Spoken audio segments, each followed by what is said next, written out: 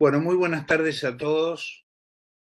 Vamos a continuar con las clases de los días viernes, que ustedes saben que es una webinar, no son clases que estén grabadas, van a estar grabadas y colgadas en el sitio médico.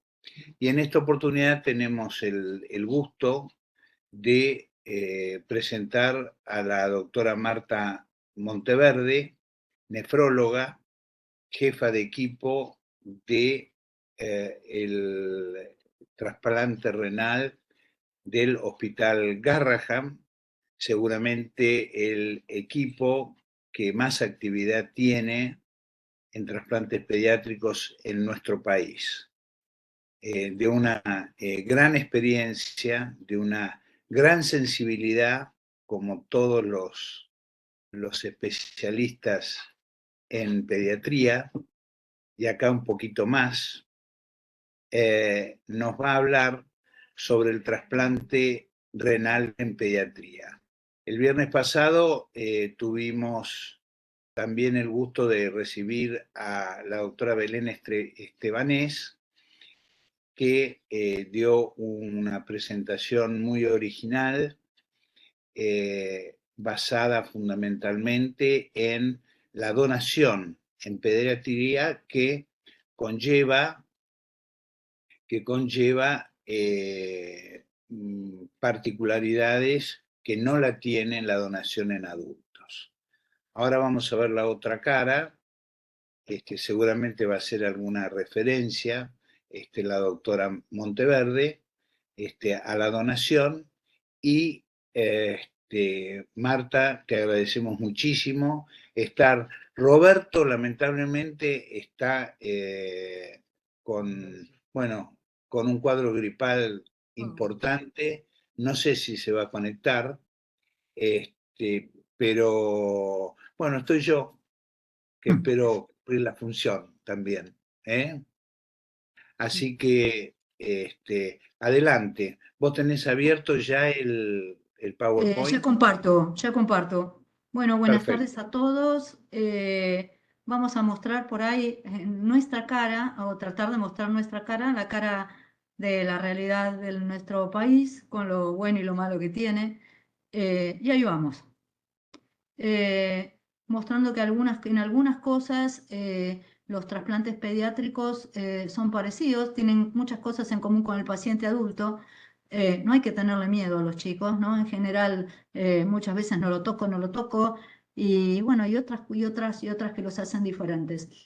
Bueno, la primera es por qué trasplantar, ¿no? Porque un chico enfermo renal está bueno que se trasplante. Uno de los aspectos a considerar, que no son todos, pero uno muy importante, es la vida esperada, ¿no? Por ejemplo, un chico que tiene, estos son datos del registro de Estados Unidos, que en nuestra realidad deben ser muy, muy similares. Un chico que tiene entre 0 y 4 años, si está en diálisis, tiene una esperanza de vida de 22 años más, si se trasplanta a 57 y si estuviera sano 77. Al revés, un adulto joven, ¿sí? En diálisis tiene una expectativa de vida de 15,7 años más, si se trasplanta en promedio 42 años más y si estuviera sano de 52 años más. Conclusión, cortito, los pacientes pediátricos en diálisis viven menos comparado con aquellos trasplantados. Entonces, bueno, ¿cuáles son las contraindicaciones? En pediatría son muy poquitas, muy, muy poquitas, que tengan una neoplasia activa, una infección no controlada, una enfermedad neurológica evolutiva y activa o una prueba en crossmatch por diferentes métodos positivos. Prácticamente muy, muy poco. ¿Y cuáles son las relativas? Y de nuevo, cada vez más relativas, que son la probabilidad de recibir enfermedad de base, el peso y el tamaño del receptor. Esta sí juega, transitoria, una malformación de vía urinaria que se vaya a reabsorber, y algo muy, muy, muy importante, la no adherencia al tratamiento inmunosupresor. Es algo, vamos a ver, prevalente, es algo tedioso y es algo que nosotros, bueno, es el pan de nuestro de cada día que tenemos que lidiar y obviamente mejorarlo. Estos son los motivos de contraindicación. Por ejemplo, nosotros en lista de espera en el Hospital Garrahan tenemos un promedio de 40 pacientes, 45 pacientes, en proceso de evaluación 90, y llevamos más de 1070 trasplantes hechos desde que se inaugura el programa. Y bueno, ¿cuáles son las contraindicaciones relativas que figuran en el SINTRA de los pacientes que, bueno, que quieren trasplantarse en este hospital? Entonces, hay 24 contraindicaciones transitorias. Quiere decir que al año tiene que reverse su situación. Fíjense que la mitad, casi la mitad, son pacientes chicos, es la edad del paciente. Patología neoplásica, los chicos, la neoplasia más frecuente es el tumor de Wilms, tumor de Wilms bilateral, muchas veces que se trata, se cura, bueno, el paciente dializa un tiempo y se trasplanta. Lamentablemente, estos son pacientes del interior, 3 pacientes anotados que todavía no se pueden trasplantar por su situación socioeconómica, la patología nutricional, desnutridos severos, y otras como ser una enfermedad glomerular activa, parecido a la patología del adulto, vía urológica no apta todavía, tiene que terminarse de estudiar, y ojo, agotamiento de accesos vasculares en un paciente con mucho tiempo en diálisis. Entonces, de nuevo, se acepta como terapia de elección en niños con enfermedad renal crónica, permite mejorar el retardo del crecimiento, su rendimiento cognitivo, su funcionamiento psicosexual, su madurez sexual. Obviamente que la calidad de vida es muy superior con respecto a la diálisis. Y bueno, y el gran problema es que los adolescentes representan el 50% de los pacientes tratados en la población pediátrica, tanto en nuestra lista como en la del SINTRA, como en la del primer mundo. Los adolescentes, 50% de la población en lista de espera para trasplante. Bueno, ¿y cuál es la situación pretrasplante en la República Argentina? Esto lo hacemos para qué? Para saber cuánto pesa un chico en la lista de espera, cuánto pesa un menor de 18 años en la lista de espera. Hay casi 30.000 pacientes en diálisis, de los cuales los pediátricos siempre son 1.1% sobre 30.000, 340. En lista de espera total, ¿sí? 9.900, todas las listas de espera, casi 10.000 pacientes. La mitad en lista de espera renal. ¿Y cuánto pesan los pacientes pediátricos? 2%. Esta cifra se mantiene estable, constante, no sube ni baja, no la afectó, si en la pandemia bajó todo, pero el porcentaje, digamos, siguió siempre igual. ¿Cuánto pesa? 1% en diálisis, 2% en lista de espera. De nuevo, los adolescentes, 10 a 17 años, el 2/3 de los pacientes en lista de espera. Y esto es para recordar nuestra tasa de donación, que la comparamos con la de España, que andaba alrededor de 48 donantes por millón de habitantes por año. Nosotros en lo que va del año tenemos 13.3 donantes y en el 2016 16.6. Nuestro mejor periodo fue el 2019 y en pandemia cayó. Es todo un campo que es un desafío y es algo para, bueno, el espíritu es la mejora continua de esto. ¿Cuál es la incidencia breve de tratamiento renal? ¿Cuánto pesan? De nuevo, fíjense que cuando son chiquitos son poquitos, 4 pacientes por millón en un año. A medida que sube la edad, sube la incidencia, aumenta la incidencia, pero fíjense, 15 a 19 años, 24%, 24 pacientes por millón de habitantes, comparado con 0 a 4, y después sube con respecto a la edad adulta. La causa más frecuente, ¿sí? Estos son datos del INCUCAI Sintra, malformación congénita de la vía urinaria, uropatía obstructiva. Bueno, ¿qué pasa en otros países? Por ejemplo, en España prácticamente no había pacientes en lista de espera, lo mencionaron en la disertación pasada. Casi un poquito más de 900 pacientes en lista de espera, pero ¿qué pasa? La mitad están activos en Estados Unidos. Y con respecto a la edad, fíjense que es la misma problemática, 64% población adolescente y muy poquitos pacientes. Esto lo hicimos a propósito porque se espera menores de un año, no llega al 1%. Entonces, 2/3 población adolescente, un problema. Y volviendo a esto, ¿cuánto pesan? ¿Sí? Listas de espera, acá vimos en el INCUCAI Sintra 13 listas de espera, la más pesada es la renal, ¿sí? ¿Cuánto, le sigue córneas, que con la distribución de córneas, pacientes pediátricos en lista de espera no hay, y el segundo órgano, hígado, y el mismo problema, en renal, 1/3 menor de 10 años y 2/3 adolescentes. ¿Cuánto pesan? Fíjense, 1%, 1%, 2% del total de la lista de espera renal. Y esto está hecho para recalcar la diferencia con los pacientes adultos. ¿Cuál es la situación en la lista de espera de la población pediátrica? Bueno, la población pediátrica, ¿sí? Gran parte, digamos, una parte está inscrita en lista de espera y la otra en proceso de inscripción. Fíjense que prácticamente no hay chicos que tengan un trasplante contraindicado en forma definitiva, hay pacientes pendientes que todavía no resolvieron, siempre muy poquitos, pero exclusión permanente sobran, digamos, 7 y exclusión transitoria, que son los que mencionamos. La gran mayoría se trasplanta y la gran mayoría está inscrito en lista de espera.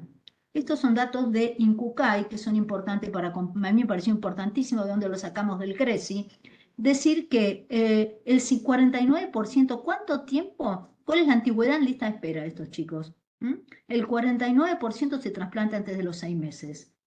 Entonces, tiene que mejorar, pero está bueno. Y el 79% de los pacientes inscritos en lista de espera se trasplanta antes del año.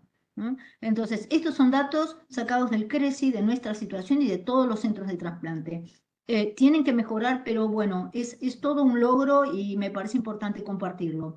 ¿Cuál es el método de inscripción de estos chicos? Fíjense, hay 111 pacientes, de los cuales 3 están inscriptos hoy para trasplante con donante vivo programado. Se trasplantan rápido, es verdad, pero el 89% entra en el método electivo. Y algo para compartir y para pensar, ahora tanto pacientes pediátricos como adultos se pueden inscribir sin diálisis previa, pero por años los pacientes pediátricos tuvieron prioridad y pudieron inscribirse, son enfermedades de lenta progresión, las enfermedades renales y de la vía urinaria, pero el 8.3%. Entonces, resumiendo, 80%, un poquito menos, se trasplanta antes del año, 49% antes de los 6 meses, la inmensa mayoría se inscriben en forma electiva, baja proporción de trasplantes de chicos para inscribirse sin diálisis previa y menos aún con donante vivo. Entonces, yendo un poquito más, estos son datos de INCUCAI, de nuevo, mediana de edad al trasplante 13.8, hablamos si esperan adolescentes, se trasplantan adolescentes, la mitad, no hay diferencia entre varones y mujeres en cuanto a la lista de trasplante. Acá está la mediana en años en lista de esperas, donante vivo, donante fallecido, donante vivo. Esto tendría que ser más bajo, obviamente. Pero acá está en otro color algo para mejorar. La mediana en años en diálisis al trasplante, 2.2 años, y los donantes vivos 1.9. Y la mediana en años en diálisis a ingreso a lista de espera, desde que comenzaron diálisis hasta que ingresan en lista de espera, 1.34. Estos son datos duros que, bueno, no siempre son fáciles de mejorar, pero saben que un punto de mejora está acá. Lo que más se tarda es la evaluación de trasplante y lo que más se tarda es el periodo de estudio. Muy bien, entonces definiendo el tiempo al trasplante, ¿cuándo trasplantar? Cuando un chico alcanza un filtrado menor a 15 y un peso mayor a 8 o 10 kilos, digamos, esto acontece en general superando los 10 años de vida. ¿Cuál es el objeto de esto? Bajar el riesgo de trombosis, acomodar un riñón de tamaño adulto de un receptor pequeño. Ese peso se puede alcanzar a partir de los 2 años seguro y es lo que comentamos recién. En países del primer mundo, menos del 5%, en España lo mismo, nada, menos del 5% de trasplantes se hacen en receptores menores a un año. ¿Por qué? Porque la comorbilidad inmediata al trasplante hace que el éxito de ese chico que va a recibir un injerto sea menor que la población que tiene un poquito más. Factores pronósticos. Bueno, van a ver que hay muchos que tienen en común con los adultos y otros no.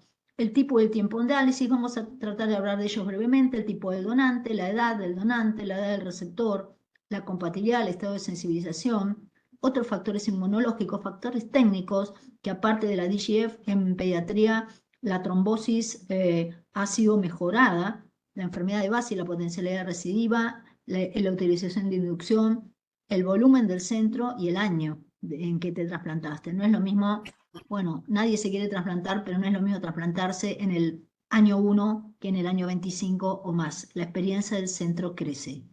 Estos son datos de INCUCAI, pacientes pediátricos con y sin diálisis previa, cuando hablamos del tipo de diálisis. Lo mejor es no dializar. La sobrevida a 10 años, fíjense que es del paciente 90% versus 70% en aquellos que se trasplantaron versus aquellos que se dializaron. Estos son datos nuestros referentes a trasplantes sin diálisis previa. Nosotros dijimos que en general los pacientes de nuestra lista no superan, en estos trasplantes, no superan el 10% de los pacientes que se trasplantan. Y fíjense la diferencia de sobrevida de injerto a 5, 10 y 15 años. Entonces, el acceso a un trasplante sin diálisis previa tiene una mejoría en la sobrevida de injerto comparado con aquellos que requirieron diálisis. Y respecto al tipo de diálisis en general, aquellos pacientes que requieren hemodiálisis o hemodiálisis más diálisis peritoneal tienen peor pronóstico que aquellos que se trasplantaron con peritoneal o sin diálisis previa. Entonces, referente al tipo de donante, todos sabemos que un donante vivo tiene mejor sobrevida de injerto, esos son datos del registro científico de trasplante, con edad, menores de 11 años, con donante vivo cadavérico, y entre 11 y 17 con donante vivo o fallecido. Siempre una edad tardía se asocia a peor pronóstico, y uno dice, bueno, son técnicamente más fáciles, aún si reciben un donante vivo y obviamente relacionado. Van a tener mejor sobrevida, pero mejor sobrevida aquellos que son más pequeños, siempre asociado esto al tema no adherencia. Entonces, donante vivo, menos tiempo de isquemia fría, igual que en el adulto, mayor compatibilidad, menor tasas de rechazo, una preparación preoperatoria mejor, menor número de transfusiones. Ahora vamos a ver que a pesar de eso, bueno, la mayoría recibe un injerto con donante fallecido y la sobrevida tanto del paciente como injerto mejora. Ahora lo vamos a ver. Entonces, esos son datos del Hospital Garraham en 2 periodos, ¿sí? Antes y después del 2002. Y vemos que esto es sobrevida de paciente, esto es donante vivo. La sobrevida de paciente no es diferente en los 2 periodos. Periodo 1, 95 versus 97%. Y esto es donante fallecido. El donante fallecido en la segunda época mejoró. A 10 años, en la primera época era 87, en la segunda 98% de sobrevida del niño, del paciente a 10 años. Fíjense, a 10 años en la era 2, 97 donante vivo, a 10 años en la era 2, 98. Muy, muy similar. Entonces, no hay cambios en el donante vivo, en el donante fallecido mejora, alcanzando cifras similares a aquellos que reciben un injerto con donante vivo relacionado. ¿Qué pasó con el injerto? Entonces, estos son datos de donante vivo, nos hubiera gustado que sea diferente, pero mejoraron en era 1, en era 2, pero sin alcanzar significancia estadística. Uno ve las curvas son iguales. Entonces, en cuanto a estos injertos, estos donantes fallecidos, vemos que en era 2 tiende a mejorar a un año 94%, 86, 83 y 67% a 10 años versus 52. Entonces, conclusión, sobrevida de injerto en donante vivo es igual, en sobrevida de paciente no cambió, pero en donante fallecido mejoró tanto la sobrevida del donante como la del injerto, que es lo que se refería a mejores técnicas de inmunosupresión, menor número de transfusiones, individualización, digamos, de la inmunosupresión y vigilancia del resto de no adherencia. Estos son sobrevida de los últimos 5 años, tanto de sobrevida de paciente como sobrevida de injerto en la población general. Y vemos que las curvas, uno siempre sabe que la compatibilidad es mucho mejor, un donante vivo relacionado, pero que las curvas tienden a igualarse. Entonces, ¿cómo es la asignación renal en renal y en pediatría? Entonces, recordándola brevemente, porque ustedes, esto no es la charla del tema, pero puede ser donante una persona capaz de mayor de 18 años, para un receptor que sea un pariente consanguíneo por adopción o cónyuge, que viva más de 3 años en forma ininterrumpida o más de 2 años hubieran tenido chicos. Entonces, acá vemos un receptor, los padres son de primera generación, los abuelos son de segunda, ¿sí? Los hermanos son de segunda, tiene que ser mayor de 18 años, y así la relación. Entonces, donante vivo tiene que ser donante vivo relacionado mayor de 18 años. Esto lo estresamos mucho porque muchas veces ofrecen a algún hermano que siempre se ofrece a otro y bueno, es todo muy complejo. Tiene que ser una persona mayor de 18 años. Muy bien. Entonces, ¿qué es un donante pediátrico? El donante pediátrico es aquel que fallece con menos de 18 años y que se distribuye en primer término a receptores pediátricos antes que el seromismacho del último sexo vascular, a diferencia de un donante mayor de 18 años, que en el cual un seromismatch o el último acceso vascular tiene prioridad. Hay otros modelos de distribución basados en esto, ¿no? Esta es la sobrevida esperada de un injerto con donante vivo, en el promedio de sobrevida esperada de un injerto relacionado con donante vivo, 12.4 años. Entonces se hizo un score de factores de riesgo, ¿sí? Edad, talla, peso, etnia, y este score se cuantificó. Aquellos pacientes, se llama Kidney Donor Profile Index, todos lo conocemos, o muchos lo conocemos, aquellos pacientes cuyo score es bajo, ¿sí? Tienen un promedio de sobrevida esperado parecido en donante vivo, de 11, perdón. Aquellos cuyo score va subiendo, 21 a 85, el promedio de sobrevida esperado es menor, y aquellos con un KDPI mayor 80 a 100, esta es el promedio de sobrevida esperada. Muy bien, entonces, en este modelo de distribución, en Estados Unidos se ofrece con un KDPI bajo, menor al 20%, a pacientes que necesitan un trasplante por más tiempo. Por ejemplo, aquellos que tienen, bueno, ellos hacen conteo de pletos, nosotros todavía no, pero un conteo de una baja, no compartimos, un mismatch bajo. Aquellos que tienen un KDPI intermedio se asignan de acuerdo con el tiempo de espera, por ejemplo, definido por la fecha de ingreso a diálisis o, bueno, los predialíticos allá entran con un filtrado menor a 20. Y aquellos que tienen un KDPI alto son similares en los riñones con donante de criterio expandido para un adulto mayor que no tolera diálisis o aquellos con alto puntaje. Entonces, la UNOS en el 2005 dio prioridad para los chicos a riñones de donantes menores de 35 años y el número de trasplantes no cambió. A partir de la asignación de este sistema, los pacientes pediátricos, bueno, tienen riñones de más alta calidad, y aquellos hipersensibilizados o con trasplante multiorgánico en la distribución tienen prioridad sobre los chicos. ¿Qué pasa con la edad del donante? Entonces, para el pediatra es muy importante esto, donante fallecido. Al hablar de donante fallecido, siempre se elige un donante joven. Y la pregunta es ¿por qué? Porque fíjense que donantes entre 18 y 35, 35 en 49 años, bueno, son los que tienen mejor, son los que proporcionan mejor sobrevida. Le sigue de nuevo joven entre 17, y en el último grupo, o los muy chiquititos o los más viejos. Fíjense que el grupo, digamos, el que mejor da sobrevida es este grupo, sigue y sigue. Edad del donante joven, no muy chiquito por el riesgo de trombosis vascular, ni muy grande por el riesgo de ateromatosis. El implantar un riñón con criterios expandidos va a orinar y va a funcionar, pero le va a dar un bajo filtrado y se espera que un chico crezca, entre otras cosas, y que ese riñón dure tiempo, porque muchísimas veces los pacientes pediátricos llevan más de un trasplante y en la edad adulta ingresan a un centro de trasplante de adultos para recibir un segundo o un tercer trasplante en lista de espera.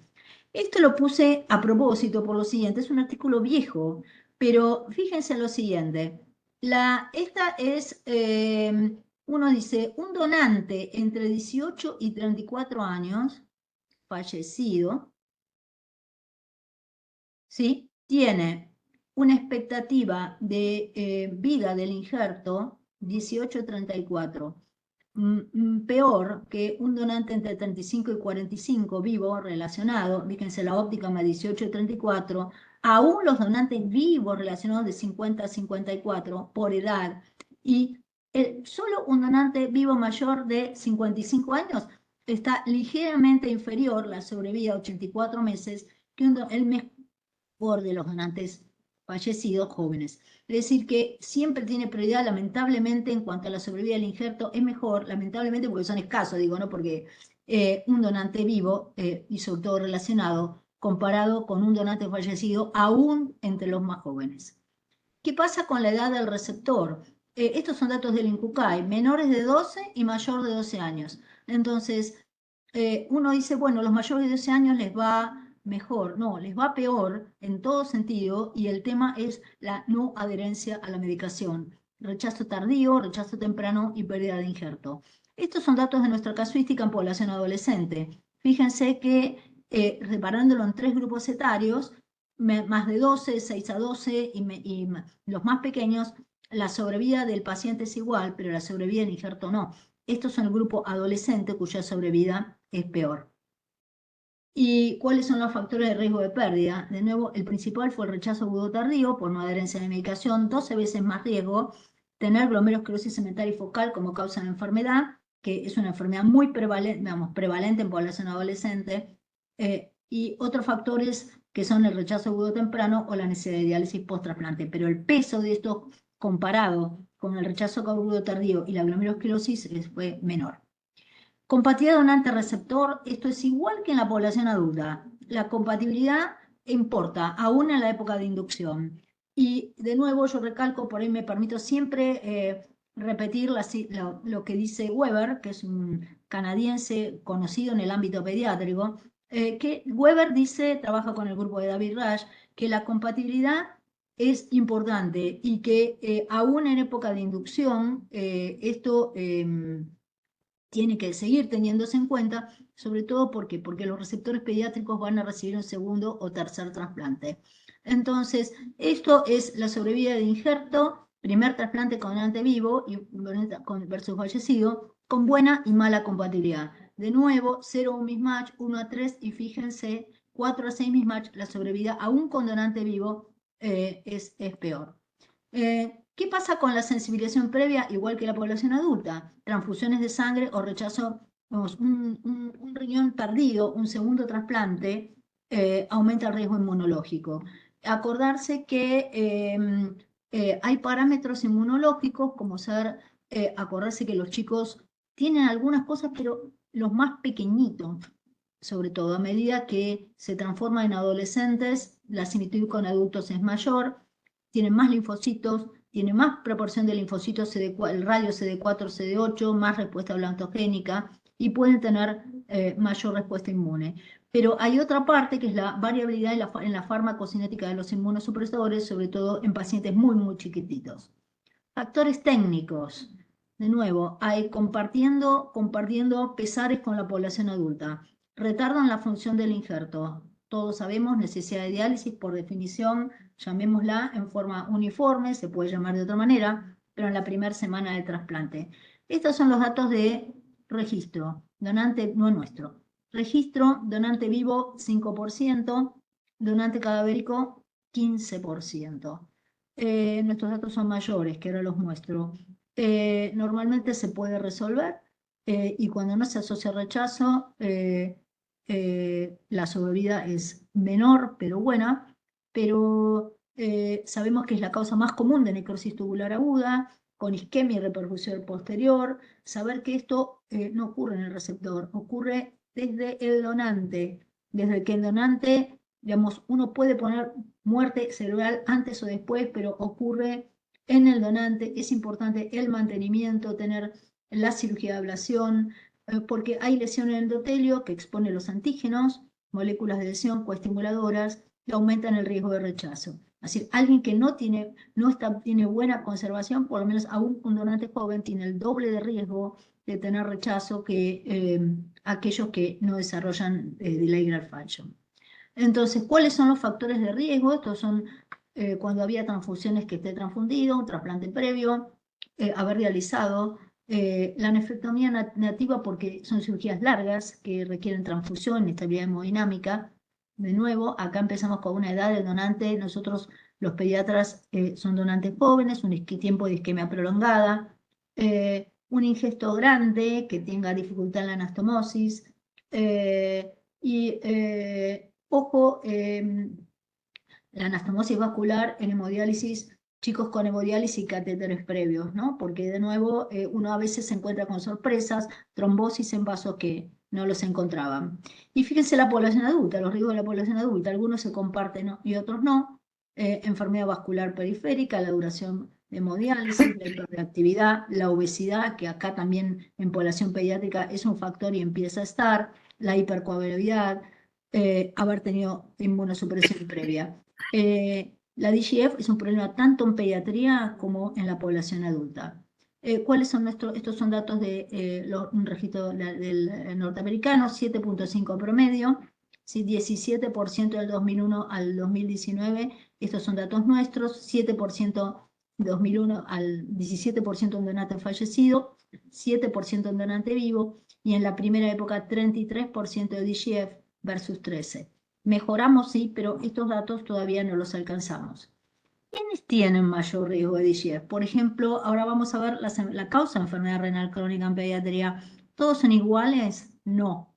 En general, por ejemplo, si hablando de ERAS, del grupo antes y después del 2002, CACUT es anomalías congénitas del riñón y la vía urinaria. Fíjense que la incidencia de DGF es del 13% en la segunda hora y aquellos que no tenían CACUT casi del 20%.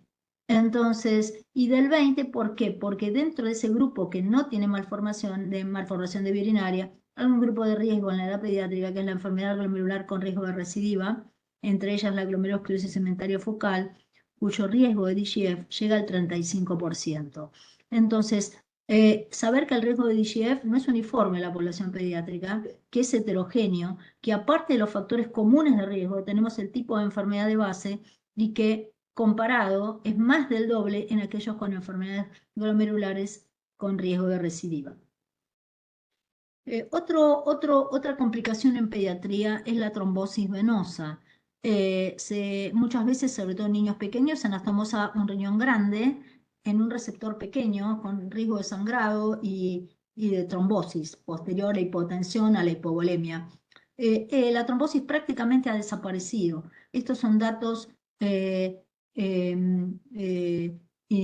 registro internacional. Prácticamente en los 5 años la incidencia de trombosis venosa en nuestro grupo se acerca a 0.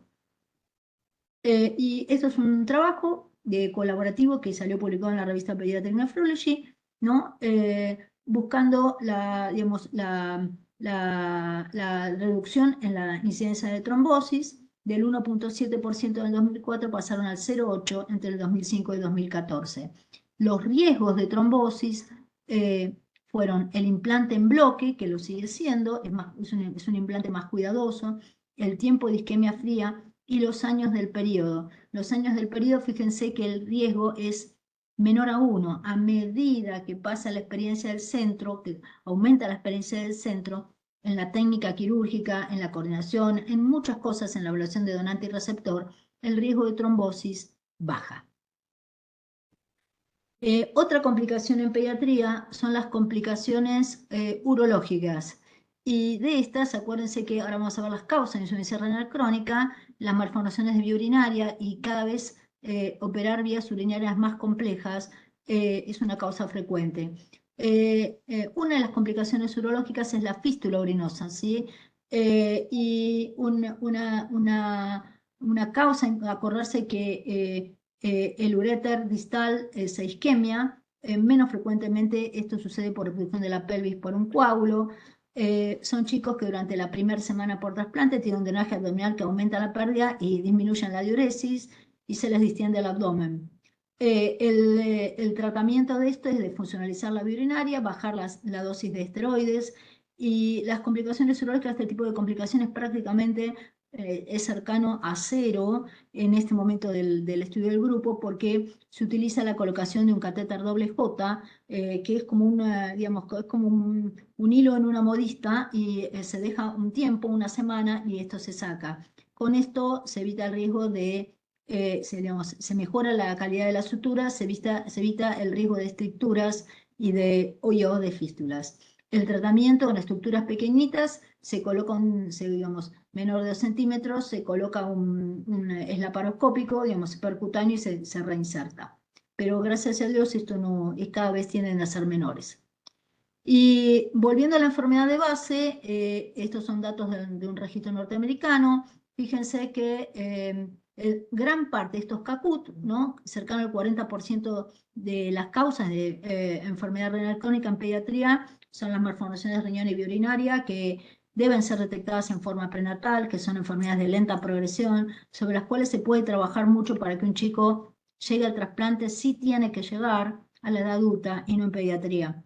Y esto es por grupos etarios. Fíjense que el CACUT es menores de 6 años, va bajando la incidencia, y la glomerulosclerosis segmentaria y focal va subiendo la incidencia o como causa de insuficiencia renal crónica a medida que la población es adolescente. Entonces, esta es nuestra casuística. El síndrome urémico hemolítico típico fue la segunda causa de insuficiencia renal, si analizamos toda nuestra cohorte. La primera son las malformaciones, la segunda el síndrome urémico hemolítico típico, y la tercera la glomerulosclerosis segmentaria y focal, 10%. Pero nosotros tuvimos la oportunidad de analizar un poquito más, dividimos a la población por quinquenios, y fíjense, esto fue el SUB, 17%, 13, 11, 10, 3% en el último quinquenio. O sea que es la tercera causa, y en la tercera causa de insuficiencia renal ahora en la corte, no la segunda, y 3% de los trasplantes renales tuvieron realizados desde 2016 al 2021, tuvieron SUB como causa de RCT. La glomerulosclerosis pasó a segundo lugar en nuestra corte. En lista de espera, en el INCUCAI está pasando lo mismo. Esto fue escrito, lo pudimos escribir y publicar. Y el SUB constituye la quinta causa de insuficiencia renal crónica en los pacientes en diálisis crónica en lista de espera. ¿Qué pasó con las uropatías? Estos son datos de nuestro centro. En los últimos años, así como el SUB bajó en cuanto a importancia como causa de RCT, aumentó la incidencia y prevalencia de pacientes urópatas. Y no es que el SUB bajó y aumentaron los urópatas, no, el SUB bajó y aparte aumentaron los urópatas. ¿Y qué pasó con los urópatas? Aumentó la complejidad de pacientes urópatas. Estos son divididos en hasta el 99, 2012 y 2022. Aumentan los pacientes con vejiga neurogénica, aumentan los pacientes con uropatía obstructiva, y fíjense que las hipoplasias y los reflujos se quedan igual. Entonces, baja la incidencia del subtípico y aumenta la incidencia de uropatía y uropatía compleja. De nuevo, estos son datos del INCUCAI. Aquellos pacientes con glomerulosclerosis segmentaria y focal viven menos, tanto sobrevida de injerto, y la causa más frecuente es recidiva y rechazo asociado de pérdida. Estos son datos nuestros. Los urópatas tienen mejor sobrevida de injerto que aquellos con enfermedad glomerular. Y los factores de riesgo de pérdida en enfermedades no de vía urinaria, la primera es la residuo de enfermedad de base, y los segundos son comunes a cualquier grupo, a cualquier cohorte de pacientes. El retardo en la función del injerto, la muerte con injerto funcionante o la incompatibilidad en misma HSH-LA. Entonces, otra causa importante en pediatría, no frecuente, pero en cuanto a residuo de enfermedad de base y en la cual se puede prevenir y actuar y prevenir, es el síndrome urémico hemolítico atípico, que de nuevo, baja tasa, felizmente, de insuficiencia renal crónica, pero alta tasa de recurrencia y alta tasa de pérdida. La más frecuente es la mutación del factor H. Y es importante decir que la sobrevida de pacientes con urémico hemolítico atípico, cuando se identifican correctamente, que esto en la actualidad se puede hacer, es mucho mejor y es totalmente diferente de si uno lo individualiza, y la administración de iculizumab se realiza desde antes del trasplante y en los meses posteriores, y no al trasplante o avivarse que tiene un urémico hemolítico y dársela después. Dos palabritas más de inmunosupresión. Estos son datos pediátricos del registro de Estados Unidos. Es diferente de acuerdo al lugar donde se haga. Por ejemplo, estos son datos de Estados Unidos, ¿sí? Entonces, la utilización de policlonales en población de bajo riesgo inmunológico aumenta, llegando casi al 66%. La utilización, todos utilizan muchos centros monoclonales, inducción, perdón, la monoclonal está estable, y fíjense que no, digamos, está por debajo del 10% de los centros que no utilizan inducción.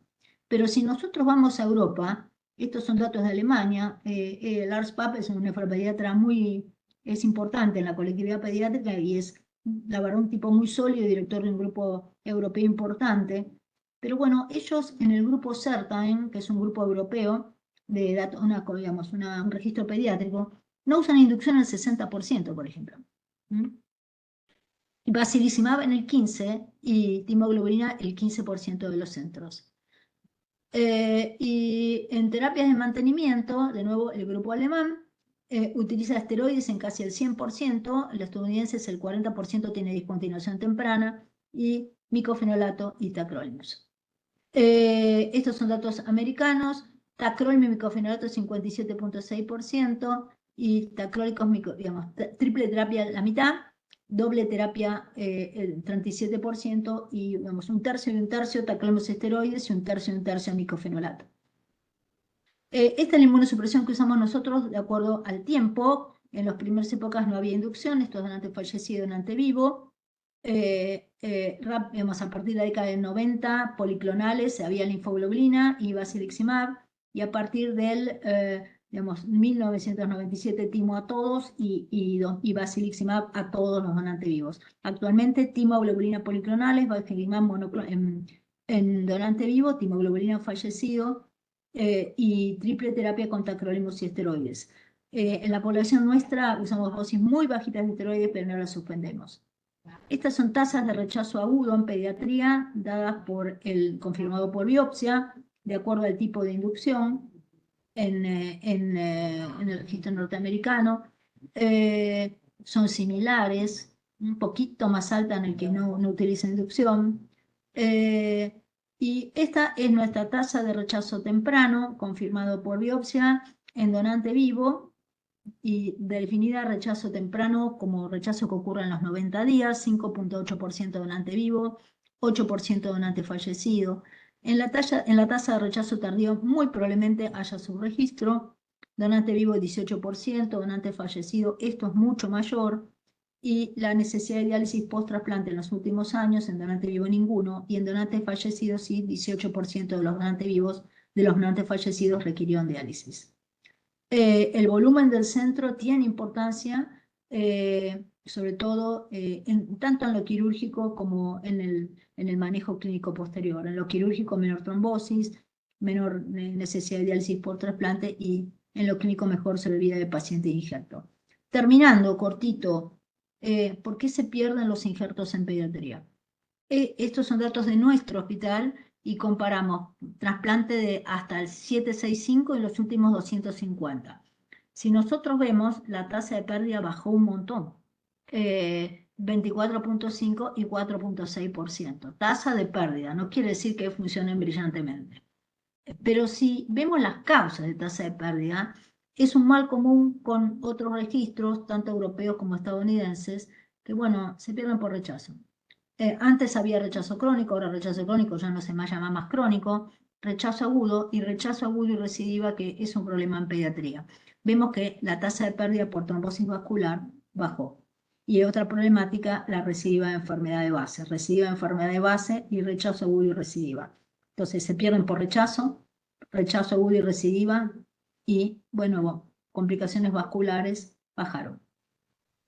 La muerte con injerto funcionante es importante, es algo a tenerlo en cuenta, y en el último periodo, hasta ahora no tuvimos pacientes que perdieran injerto por fallecimiento con injerto funcionante. ¿Por qué se mueren? Nuestros datos son un poquito más altos que los de los grandes registros. En el primer periodo la tasa de mortalidad era del 7% y bajó al 1.3% en el segundo periodo. Y la causa más frecuente de muerte es la infección. Entonces, de nuevo, 7.6, 1.3, y la infección bacteriana es la causa más frecuente de muerte. Neoplasias hubo en el primer periodo, las hay, pero las dedicamos por ahora un poquito mejor, y la mortalidad cardiovascular es un factor de riesgo a tener en cuenta. Bueno, dos palabras para terminar, dos palabras. Estos son los datos de Nincucay, se los saqué hoy. Esto es en pediatría. Desde el 2013, estos son trasplantes con donante vivo. Se realizaron 8.636 trasplantes con donante fallecido y 502 con donante vivo. La inmensa mayoría tuvo función inmediata, 97% y 96.8%. Pero bueno, esta es una parte que quizás es dulce, Esta es otra. Estos son datos por ahí, lamento, me gustaría haber hecho una mejor diapositiva, pero busqué y busqué y busqué y bueno, yo quería comentar algo sobre donación pediátrica. Este es año, sin números absolutos, donación pediátrica, donante pediátrico menor a 18 años, ¿no? En números absolutos, 2021, 2022 y 2023. 630 donantes totales, uno sabe que los chicos se mueren menos, totalmente, que las causas de muerte hay causas, pero hablemos de números. 630 donantes totales, adultos y pediátricos, 713 y 805, de los cuales, ¿sí? En el 2021 el 11% fueron pediátricos y solo el 2%, 15 chicos menores de 10 años. Y son cifras que fueron similares, 8 y 2, 10% para el 2022, y esto es pospandemia, ¿no? Y similares en el 2023, 57 y 15. Y si yo saco, esto lo da el Sintra, y si yo saco, y estos son datos pediátricos, la cantidad de injertos realizados con donantes pediátricos desde el 2013, yo puedo decir y podemos mostrar que, bueno, dice el número, dice uno, qué bárbaro, se alegra, ¿no? Entre comillas, ¿no? 2.131 injertos provinieron de chicos que fallecieron, donantes menores de 18 años que fallecieron. Pero fíjense cuando yo me fijo el número absoluto por año.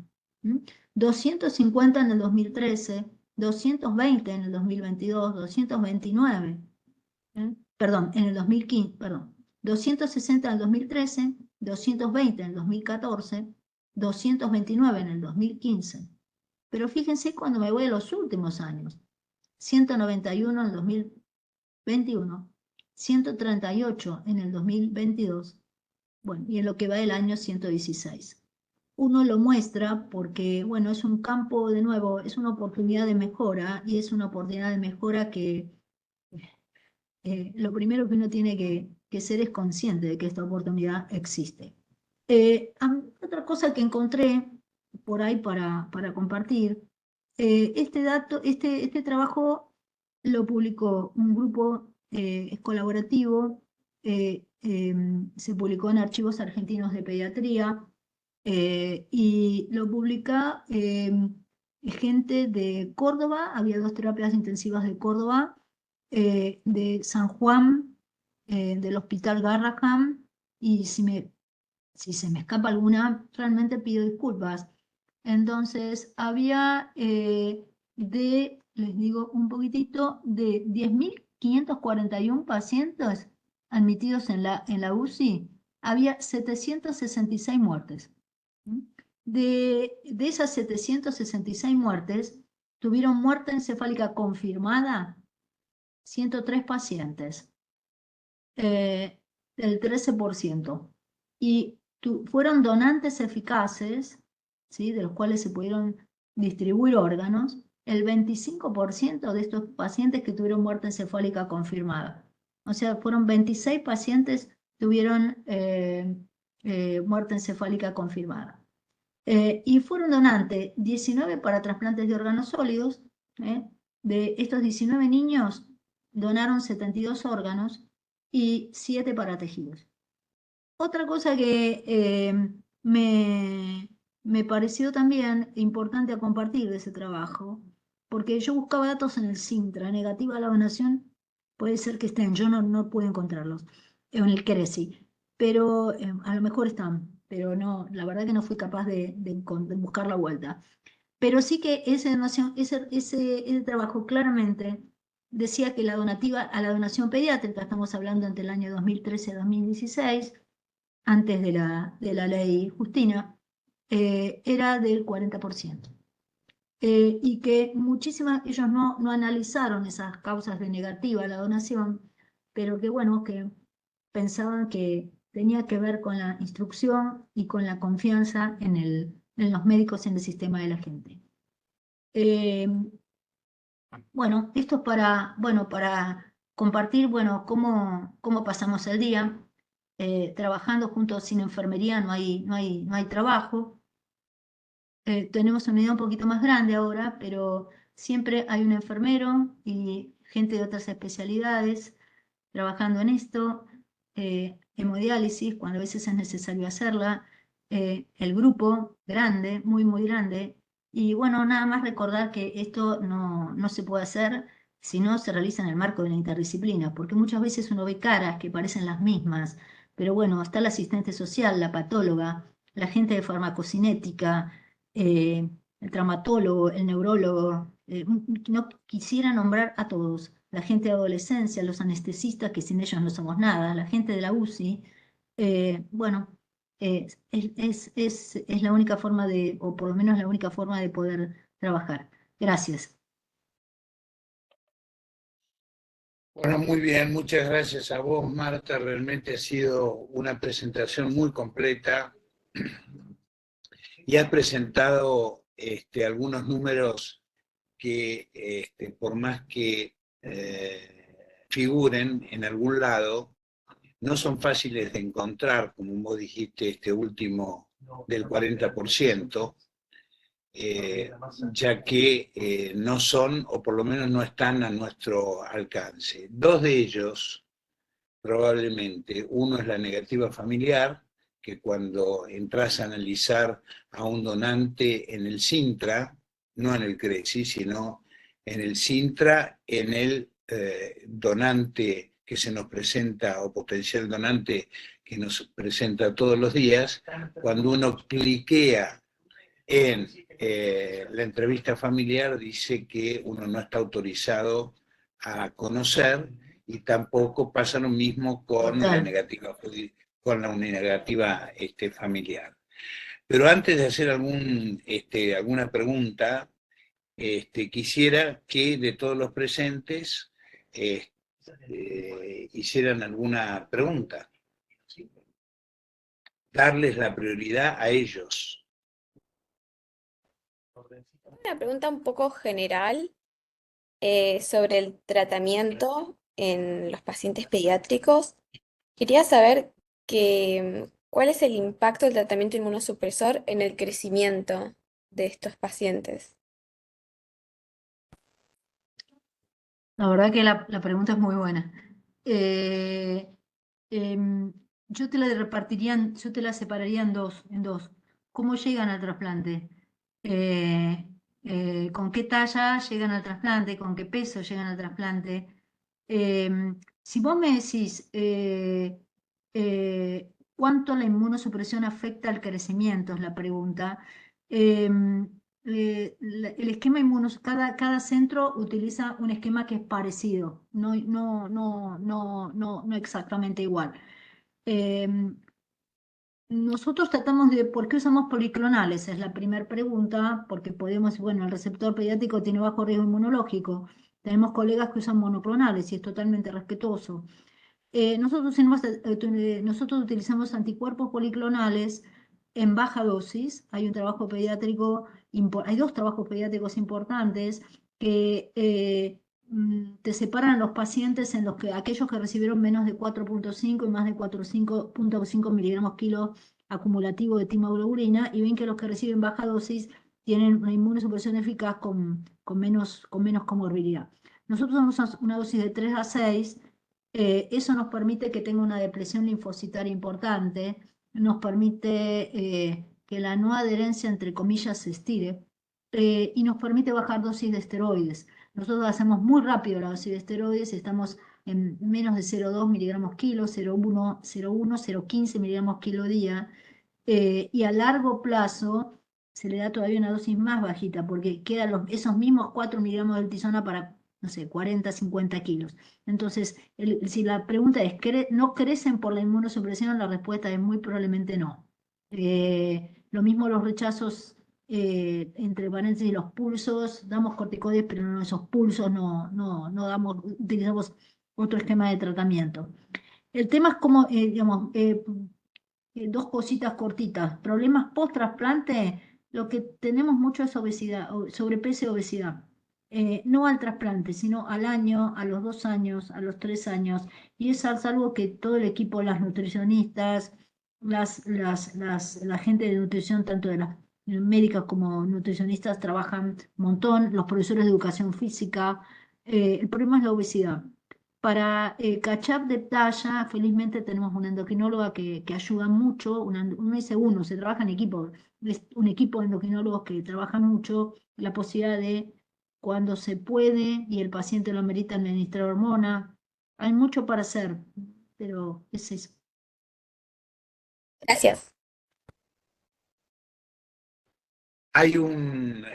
Quiero resaltar una cosa desde el punto de vista de la trasplantología en general, no como trasplantólogo pediatra, porque no lo hacemos, pero los pediatras tienen una obsesión con los trasplantes, ¿no es cierto?, con el crecimiento de los chicos. Por eso eligen los mejores riñones, ¿no es Total. cierto? Y por eso tal vez la supervivencia de los injertos muchas veces es mayor que la de los adultos. Ujú. Los mejores se los llevan ellos, Es como verdad, corresponde. es verdad, es Muy verdad, bien. es ¿Hay verdad, alguna otra claro. pregunta?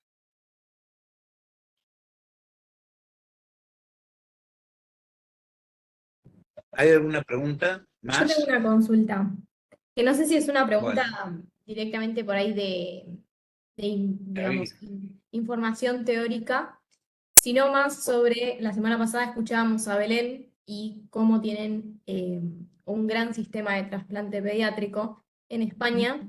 ¿Qué cree o qué le gustaría eh, que se pueda implementar acá o mejorar acá para asemejarse, o le parece importante que se pueda asemejar nuestro sistema al sistema de ellos en pediatría? Gracias por la pregunta y de corazón, gracias porque es una pregunta que la respuesta es personal y más allá de la pediatría. Eh, para mí España es un ejemplo y es un ejemplo en todo sentido, en referente a donación, ¿no? A donación y trasplante. Fíjense la tasa de donación que tienen ellos.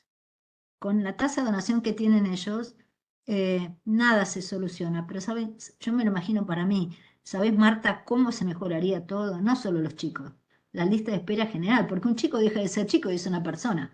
Y no hay un rótulo que te divida al chico del grande, o por lo menos lo veo yo así.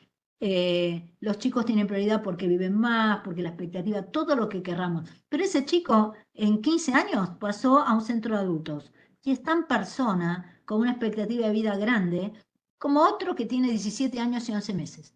La respuesta es, una, aumentar la tasa de donación, toda, adulta, pediátrica. Nosotros somos un país, corregime Clemente, que en Latinoamérica tenemos una tasa de donación importante. Pero claro, uno no para deprimirse, sino para estimularse, mira al que puede hacer más y lo trata de imitar, concientizando la donación. Yo creo que si vos me decís una respuesta para todos, no solo para los chicos, aumentar la tasa de donación. Y la tasa de donación de niños, porque uno dice, bueno, eh, es un campo que a dónde se va a llevar, qué número se va a llegar. eh, la verdad que yo lo desconozco. Pero que bueno, que vos lo ves y cuando te dicen tasa de negativa 40%, ¿no? Si uno dice, bueno, el adulto es donante, el niño, según la ley actual, no es donante. La autorización la tienen que dar los padres. Entonces, cuando uno dice 40%, hay mucho para trabajar porque la gente tiene que confiar en este sistema que no es perfecto de ninguna manera, pero que es cuasi transparente y bueno, y conservarlo, ¿no? Conservar la transparencia. Bueno, en este sentido ellos varias veces han escuchado que todo nuestro grupo tiene una especial afinidad con el sistema español, con los cuales venimos trabajando desde el año 1994. Han pasado más de 30 años y seguimos como volvimos de España. Se han intentado muchas metodologías, el hospital donante, que hasta fue cuestionado con razón desde el punto de vista bioético.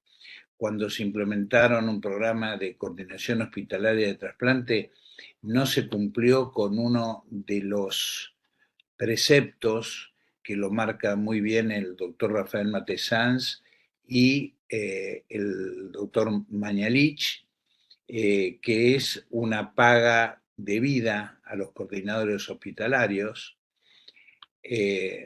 porque si se quiere realizar un trabajo y profesionalizar la procuración, tiene que ser como cualquier otra actividad médica, paga y como corresponde, porque no es igual, ¿no es cierto?, que alguna otra especialidad médica. Así que hay muchos factores. Lo que sucede es que hace tanto tiempo que venimos con un amesetamiento, porque sí, el 2019 fue el mejor año, pero fue el mejor año con 19 donantes, ¿no es cierto? Cuando ya los otros tenían 38. 50 donantes por millón, exactamente. Entonces, la doctora Estebanés dijo que ellos también tenían problemas en pediatría, pero paralelamente dijo que no tenían pacientes en lista de espera. Era, total. Entonces, tienen menos problemas que nosotros. Total. Así que es muy buena pregunta y fundamentalmente establece una razón por la cual nuestro sistema debe cambiar. Lo más positivo, a mi entender, modesto, es de la nueva ley, es la creación de servicios de procuración. Pero la creación de servicios de procuración tiene que ser, además de profesionalizarlos, tienen que ser bien paga.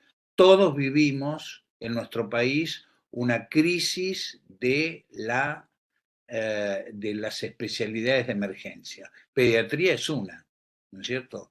Terapia intensiva es otra, terapia intensiva pediátrica es otra, neonatología es otra.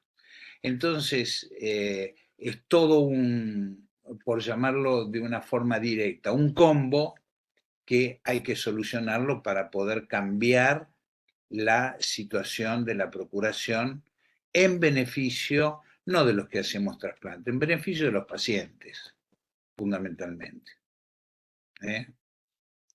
¿Hay alguna otra pregunta? Yo sí quería hacer alguna pregunta. Te agradezco profundamente que hayas colocado algo de cirugía, ¿no es cierto? Que no es habitual. Ya que las malformaciones urinarias, lo has dicho Marta, ocupan un lugar importante. Y cuando son mayores de 18 años y llegan luego de años de una malformación urinaria que los llevó a la insuficiencia renal, te llegan al adulto, por ejemplo, vejigas neurogénicas, ¿no es cierto?, por espina bífida, etcétera, etcétera, para nosotros también es un gran problema. Yo te quería preguntar, las microvejigas con la técnica de Mitrosanov, ¿la han hecho? Mirá, La técnica de Mitrosanov para los alumnos es aquella que utiliza, se hace la resección de la vejiga y se coloca el recto, el ciego, como si fuera la vejiga, y se aboca el apéndice a la pared. Y se hace un cateterismo limpio intermitente a través del apéndice secado.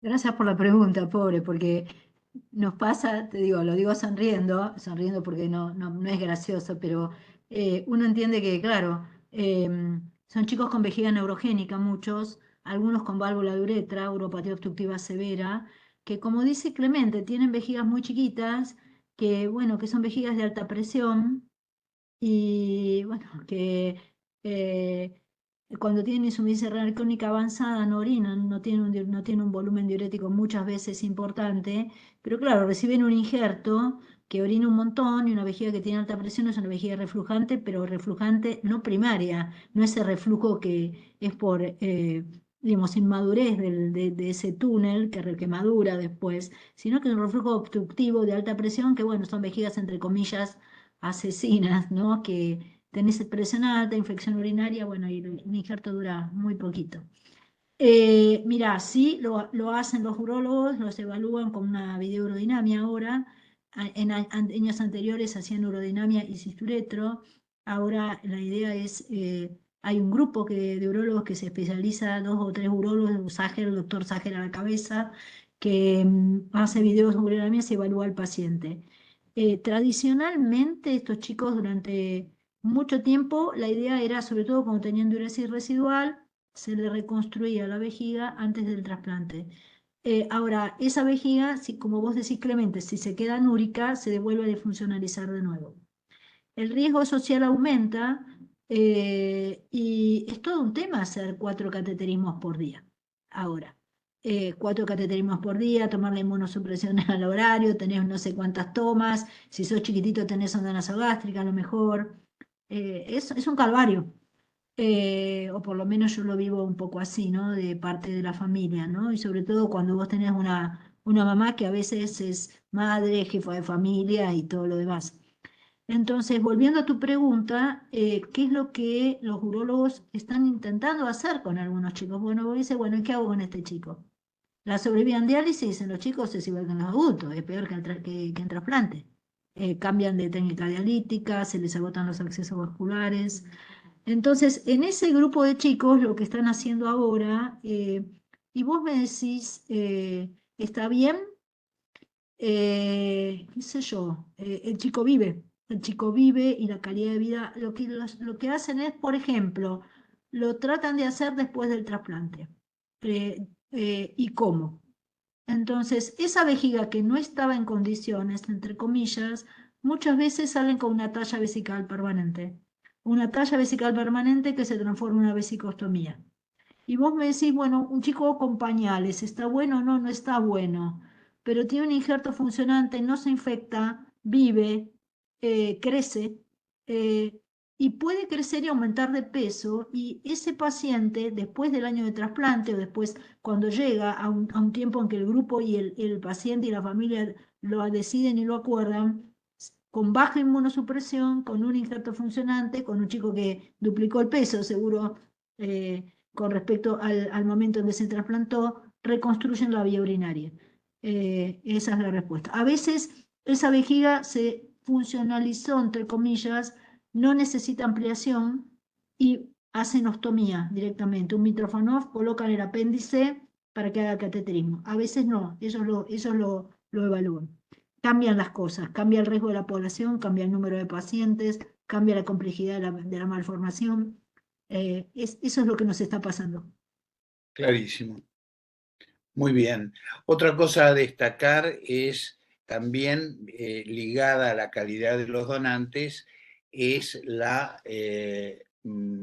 baja función retardada del injerto que tienen, ¿no es cierto?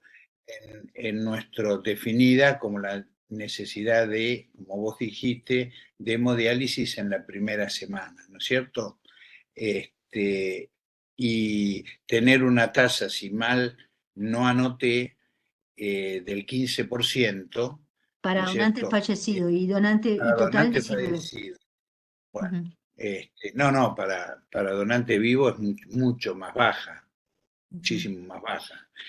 Pero para donante fallecido es verdaderamente un logro y versus un porcentaje, no lo sé exacto, pero no menos del 50% de la población adulta, ¿no? Muy Clemente, bien. los datos son desde 2022. En 2023 son peores, pero hasta el 2022 es así. Peores, exactamente. Bueno, ¿hay alguna otra pregunta? Bueno, yo seguiría, Marta, preguntándote cosas, pero ya nos hemos pasado 15 minutos del horario comprometido, y bueno, allá nos veremos cuando asumas la Dale, presidencia de la Sociedad Argentina de Trasplante, que se va a hacer en la Universidad Católica, ¿no es cierto? En la sí, UCA. sí. Perfecto, en Los el mes de espero a todos, diciembre. Clemente, trae hinchada. Todos los que quieran venir son bienvenidos Bueno, y conozcan la Sociedad dos ya Argentina de van a, Trasplantes. ir seguro. No tengo la menor ¿Eh? duda, no tengo la menor duda. Muy bien. Y sabés que podés contar humildemente con todos nosotros para todo lo que te va a tocar vivir en el periodo. Total, ¿Eh? total. Muchas gracias de corazón. Muy bien. Te aviso que va a ser práctico el contar, no teórico. Bien, muy bien, muchísimas gracias. Bueno, Gracias. Bárbaro, un saludos abrazo a a Tanús. todos. Chao, nos Vamos vemos. a tener el miércoles que viene vamos a tener una presentación, si mal no recuerdo, de la doctora, profesora adjunta de dermatología, que es la patología dermatológica en pacientes trasplantados. ¿Eh? Marta, si querés, con la tasa de los días, con el link de los días miércoles o viernes, te podés conectar sin ningún inconveniente, o toda la gente de tu equipo. Perfecto, perfecto. Cualquier Yo lo cosa, pongo en si te el interesa, link. me Sí, hablas. Muy bárbaro, bien. bárbaro, Te agradecemos mucho todos. Muchas bárbaro. gracias. Un beso, un Tardes. Hasta abrazo. luego. Nos vemos. Beso, buen fin Gracias. de Chao. semana para todos. Gracias. Hasta luego. Hasta luego.